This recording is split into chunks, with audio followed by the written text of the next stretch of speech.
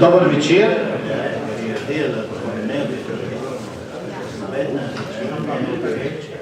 Lepo pozdravljeni na današnjem večeru pod Lipami.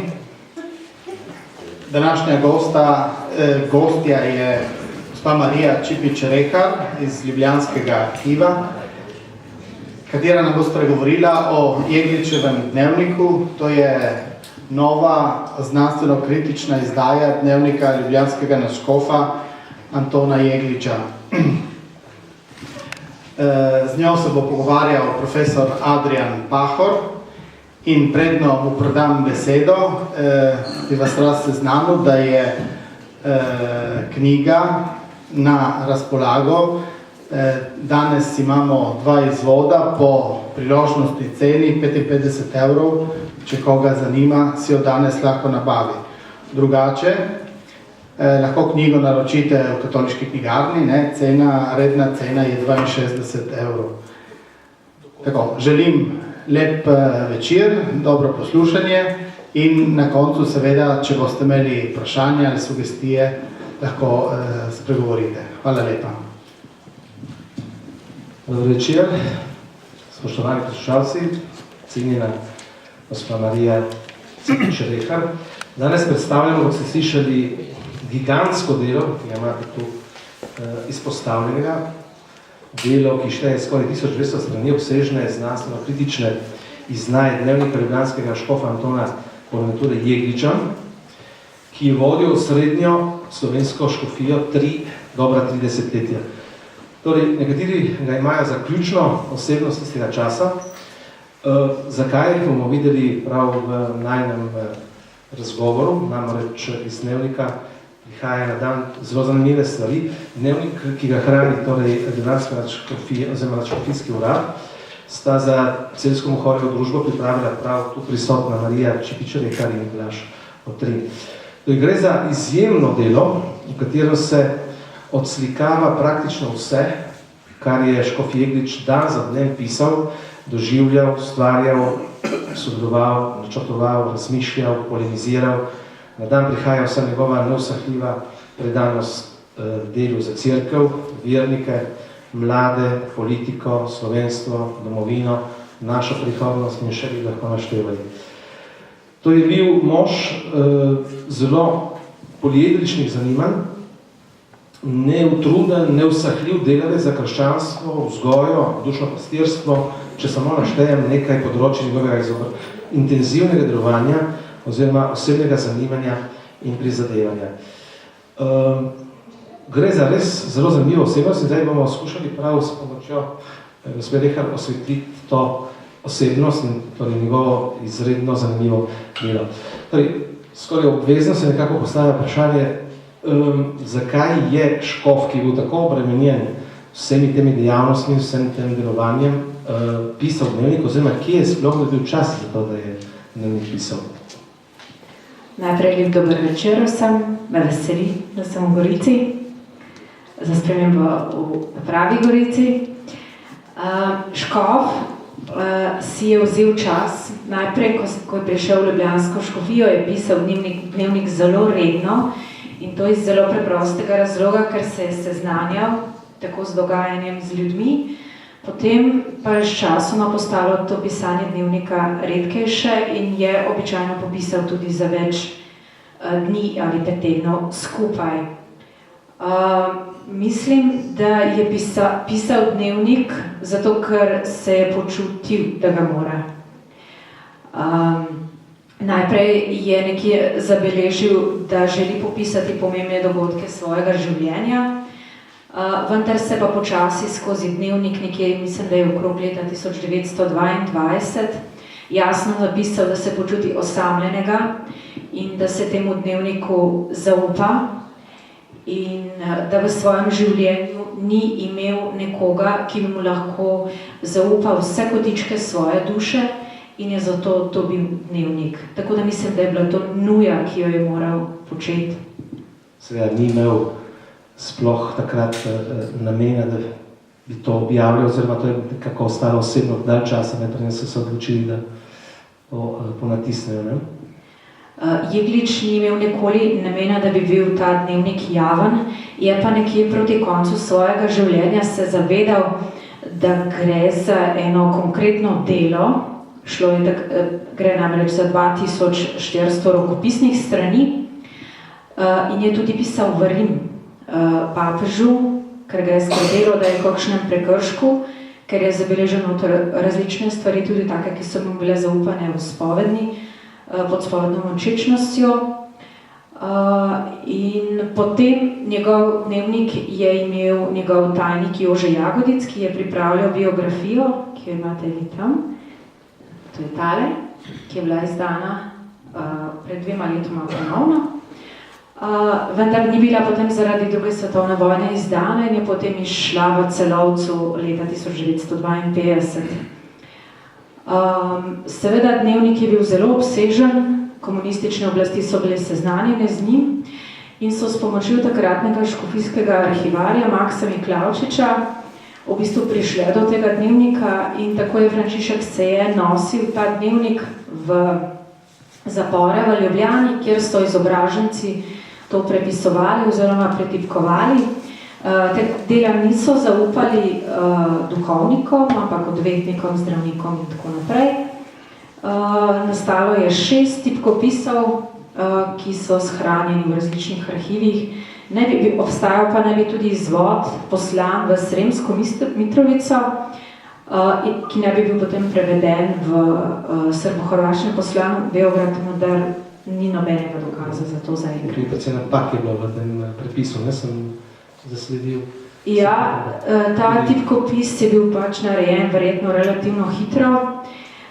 Tudi pisava Jegličeva ni vedno najbolj berljiva, tako da so se pojavljale velike razlike, se pravi, recimo, če dam primer, v tipkopisu je pisalo hujskali so jih srdito, v originalu je pa pisalo hujskali so jih Srbi, kar precej spremeni pomen zapisanega, ne?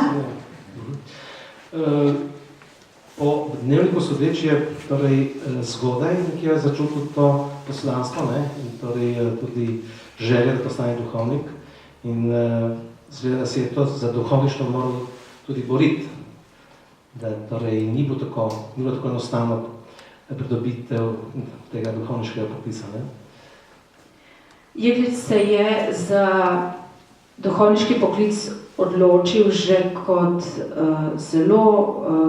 v zelo mladih letih in je bil tudi eden od zelo prizadevnih dijakov, študentov.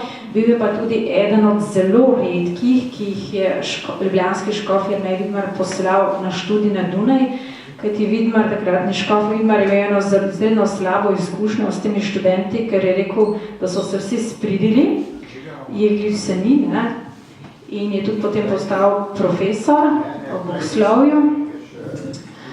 Seveda pa mu je v zelo hudih trenutkih, namreč imel je velike težave, tako finančne, pa tudi pastoralne, je vsekakor včasih mu bilo to njegovo delo oziroma duhovništvo in pa škofovanje v breme.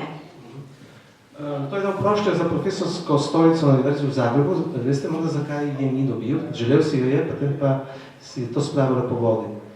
Žal o tem dnevniku ni nikoli spregovoril. Tudi v glavnem je nekaj spominov na otroštvo, predvsem na svoje mamo in pa brate in sestre. Njegova sestra Mina je bila namreč njegova kuharica, medtem ko njegov brat Jožef je skupaj z njim so ustvarjali ljubljansko življenje, vendar pa o času študija ne govori. Potem dalj časa v Sarajevu kot kanonik, tja je odhajal Radvan, veselilo ga je tam delo z škofom. Ja, bil je kar nekaj let v V Saru je bil imenovan za kanonika in potem pa tudi, ko je škof Stadler oslabel, je bil tam imenovan za pomožnega škofa, vendar je bil tam samo 3/4 leta, pa je bil že imenovan za ljubljanskega škofa, ker je prišel misija sem, ne? Gorica. Potem, če prideva torej na njegovo škofovanje v ljubljanski škofiji, torej gre za veliko dejanje oziroma za veliko investicijo, če se lahko tako rečem, da čutil je breme tega poklica oziroma tega imenovanja. Ne. Prišel je z velikim navdušenjem, sprejeli so ga lepo, kot piše v dnevniku, vendar se je takoj znašel v težavah. Ko je prišel v Ljubljano, je potreboval seveda, kar je pač normalno, približno 4 leta, da se je seznanil z vsemi kraji, cerkvicami, podružnicami na raznih gričih in dolinih in da je uvidel, kakšno je versko življenje v ljubljanski škofiji in je imel točno jasen, postavil si je točno jasen pastoralni načrt, po katerem naj bi prenovil versko življenje, spodbujajo razne bratovščine, apostolstvo, molitve, marijine družbe, dejavnost, vse od najmanjših otrok pa vse do starejših. Na trenutke, to je pač treba upoštevati, to je dnevnik, oseben dnevnik, se mu to njegovo življenje zdi težko, ampak nasplošno pa ne.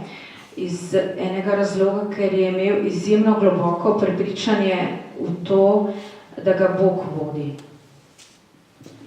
Kar mu je verjetno olajšalo precej stvari. Zgodaj se tudi odločil za gradnjo Zavoda svetega Stanislava. Torej, čutil je potrebo, da bi ljubljanska mladina in slovenska mladina imela kraj, kjer bi lahko študirala sveda. Če odpremo prvo stran dnevnika in tu piše, potrebno je sezidati malo semenišče z gimnazijo in konviktom. Že takoj, ko prišel v Ljubljano, se je zavedal, da je to v neki liberalni Ljubljani potrebno storiti. Potrebno je pripraviti katoliško gimnazijo, ker se bodo šolali katoliški izobraženci. To mu je tudi uspelo, pri čemer ni nobene zadeve prepustil naključju. Najprej je iskal seveda prostor, kjer bi to sezidali in ga našel v župnijskem zemljišču v Šentvidu nad Ljubljano. Seveda so še dokupili različne parcele, prodal je del škofijske pristave, dobil je posojilo, ki so ga morali odobriti na Dunaju, obiskal je različna avstrijska semenišča, si tam ogledal vse od načina gradnje, napeljave, ogrevanja, učenja, moral je pridobiti dovoljenja za učbenike, moral je dati izobraziti duhovnike, ki so potem postali profesori. Skratka, poskrbel je za veliko stvari, ena od verjetno najbolj nadležnih pa je bila seveda gospodarska plat gradnje in sicer s tem si je nakopal zelo velike dolgove, ki so ga precej trli. Tudi takratni kanoniki so mu predlagali, naj z gradnjo počaka, predlagali so mu seveda ne počaka, da se bodo nabralo dovolj denarja, da bodo lahko sezidali, vendar jim je rekel, da ne gre čakati, da je treba pomisliti na mlade, ki se kvarijo in je treba za njih poskrbeti. Jaz osebno mislim, da če on takrat ne bi sezidal Zavoda svetega Stanislava, da ti ne bi bili sezidani iz zelo preprostega razloga, ker je sledila prva svetovna vojna, kjer je vsa denar šel v vojne obveznice oziroma v vojna posojila. Po prvi svetovni vojni je potem slovenski prostor prišel pod Karadžordževiće, kjer je bila katoliška vera zatirana. Vladni krogi v Srbiji so protežirali pravoslavno vero, za kar imamo tudi pri nas v Nadškofijskem arhivu izpise, ko so recimo tisti, ki so bili v vladnih službah, se pravi uradniki in vojaki, izstopali iz rimokatoliške cerkve, tako da so obdržali službo. Se pravi, v tem obdobju tudi ne bi bilo sezidano, ker preprosto ni bilo denarja in huda gospodarska kriza je že pritiskala, tako da mislim, da je Jeglič kar prav storil, tako kot je. Torej, v Ljubljani je bil polno zaseden in tudi veliko načrtov je imel, veliko stvari je organiziral ali obdil, torej od škofijskega lista, kako se reka, pa recimo raznih družb oziroma ustanov, marine družbe, organiziral je sinode, veliko stvari si prizadeval, da bi predvsem versko življenje oziroma cerkev nekako na novo zaživela. Organiziral je konference dekanov, vizitacije, redne vizitacije, skrb za redovni stan in tako dalje. Lahko spregovorite dve besedi prav o teh njegovih izjemno pestrih načrtih, katerih je imel. V čas 30 letih je speljal 3 sinode, načrtoval je 4, speljal konkretno je 3, pri čemer je večino tem in pa tudi samega gradiva za sinode pripravil sam. In sicer izbiral je teme iz vsakdanjega življenja, tako vernikov kot duhovnikov, in pri tem seveda pri svojih duhovnikih naletel na veliko nekaj nasprotovanja, kajti njemu se je recimo zdela tema, da na sinodi, da je potrebno podati pouk materam, kaj morajo povedati svojim otrokom, ko so na prehodu v puberteto. Njemu se je to zdelo normalno, potrebno in nujno, duhovnikom pa niti ne. Tako da vsekakor so njegove sinode bilo življenjske, je pa tudi podal točno jasna navodila duhovnikom, kako morajo voditi župnijo, gospodarstvo v župniji in tako naprej. In tudi večino stvari, ki so bile na sinodah, je spravil recimo temu v življenje. Eno od njegovih temeljnih stvari, ki jih je počel, so bile vizitacije in bermovanja v župnijah. Spomladanske mesece, se pravi od Velike noči pa tja nekje do srede junija, pa potem september in oktober, je preživel na vizitacijskih potovanjih. Potoval je z vozom in konji in obiskal je čisto vse cerkvice, podružnice, vse. S tem, da se je pač s temi konji in vozom tudi večkrat prevrgal, parkrat je imel polomljena rebra, je pa tudi za zelo kratko obdobje se vozil z avtomobilom, ampak tisto mu ni bilo všeč. Najbolje, da omenim, kako je izgledal njegov dan, zato bomo imeli lažjo predstavo, kako delovni človek je on bil.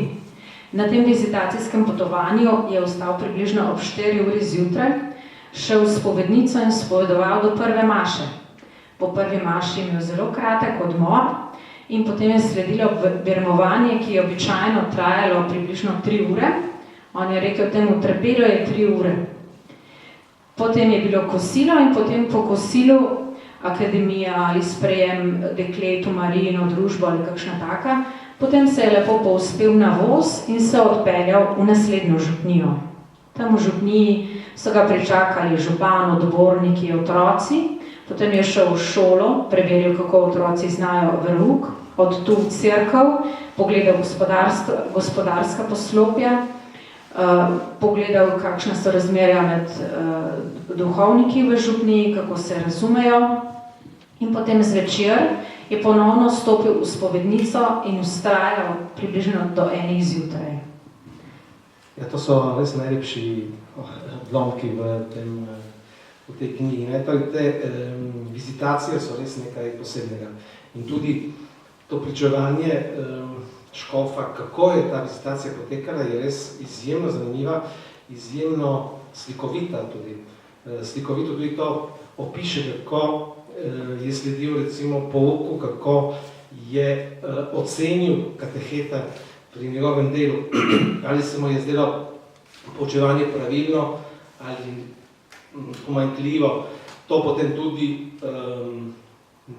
določenemu katehetu obraz povedal, kaj je bilo prav, kaj je bilo narobe. Ocenil znanje mladine, ocenil tudi mlade in starejše pri spovedi, torej nikoli se ni omenil, kaj je kdo seveda govoril pri spovedi, ampak je pa dal neko sliko o tem, kako so se mu predstavili ljudje, ali so to dobri ljudje, verni, lepo vzgojeni, torej etični ljudje, ali pa to se mi zdelo zelo zanimivo, predvsem pa, evo, to vprašanje sem hotel postaviti, odkot njemu taka avtoriteta, da je tudi z pedagoškega vidika lahko ocenil nekoga, če je res dober posrednik verskih tradicij ali ne. Kako je lahko on tako z veliko lahkoto nekomu rekel, ti si slab oziroma ti si dober. Ker v dnevniku tudi pove, odličen katehet, odlično poučuje, da pa slab, dobesedno slab, pomanjkljiv za nič. Ja, kar se tega tiče, imamo običajno mi verniki napačno predstavo o tem, da škof, ki sprašuje, da ocenjuje otroke, ne, ocenjuje kateheta, ne. Recimo, mislim, da mu je bilo hitro jasno, če je katehet spraševal pretežka vprašanja, neprimerna za določeno starost, da je pač prezahtevno razlagal in zato otroci se ne razumejo stvari, ki jih jim razlagal. Je pa, kar se meni se je pa bolj kot to pojavilo eno spoznanje, kako je v bistvu spovedoval. Da so mu bili ljudje pripravljeni povedati stvari, ki jih svojemu župniku niso. Nekomu, nekemu škofu, ki pride vsake 4 leta v župnijo, to je bil dogodek, je bil nekaj posebnega, ne? Ker zgodilo se je parkrat, da so mu dekleta ali fantje pri spovedi povedali o kakšnem nemoralnem dejanju tamle v hosti. No in potem je šel on vprašati župnika, kaj se zdaj tam v tisti hosti dogaja, in župnik je bil seveda zaprepaden, ni imel pojma o tem, kaj se dogaja, da to pa pri njemu ne, da to pa ne bo, ne. Tako da očitno je imel nek način, s katerim je pritegnil mlade, kar je seveda recimo še posebej vidno pri tem, ko se je običajno postavil na stran mladih in jih je tudi bolj razumel. Sicer potem kasneje, ne vem, tam okrog 70. 75. leta, jih ni več tako razumel, ni mogel, ne? Ampak jim je pustil, da so razmišljali po svoje, jih ni prisiljeval v neke enotne miselne vzorce. Če preideva na področje politike, tu je seveda bilo morda skoraj da težišče njegovega udejstvovanja, še posebno, ko je bil škof v Ljubljani.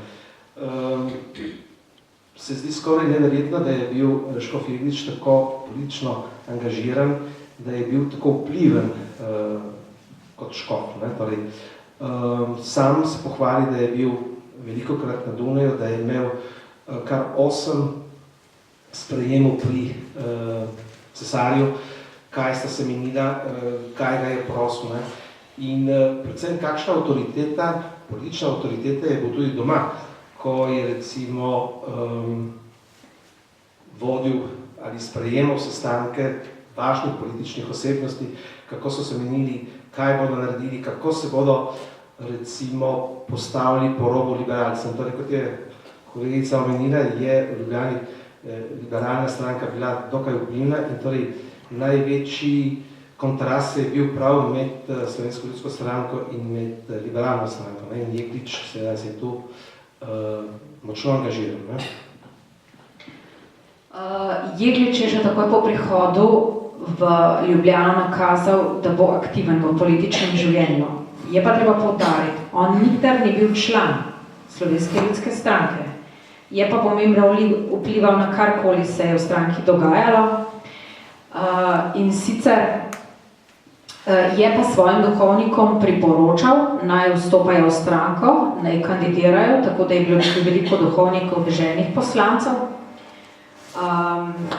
Tedanja tendenca je bila, da sicer nasplošno v cerkvi, da se v politiko ne vpleta. In Jeglič je šel proti temu v bistvu, ne? Tako da ravno zaradi tega njegovega vpletanja v Slovensko ljudsko stranko je imel precej težav z Ivanom Tavčarjem in pa Ivanom Hribarjem, se pravi vodima liberalne struje. Tako da so takrat sta izhajala Slovenec od Slovenske ljudske stranke in pa Slovenski narod od liberalne stranke, kjer so se seveda obkladali obe strani ena drugo, z moram da reči precej nizkotnim jezikom, takratni jezik je bil nekje na nivoju današnjih forumov, tako da je bil zelo nizek nivo jezika. Recimo pisali so o škofu, ki krade, o škofovih dolgovih, o